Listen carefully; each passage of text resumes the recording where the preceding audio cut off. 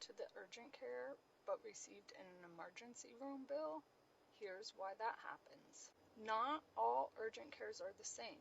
Some are actually hospital-owned emergency room departments. They may look like an urgent care, but they bill like an ER. If the facility is tied to a hospital, it can bill a facility fee. You may see higher emergency room level charges instead of urgent care copays. If your condition required more complex care, they may bill it at a higher level. Always ask if it's a freestanding emergency room department or if it's a true urgent care facility. And make sure to confirm that if it is a true urgent care facility, that they are in network with your plan. Follow Insurance Help Hub for insurance explanations that are simplified.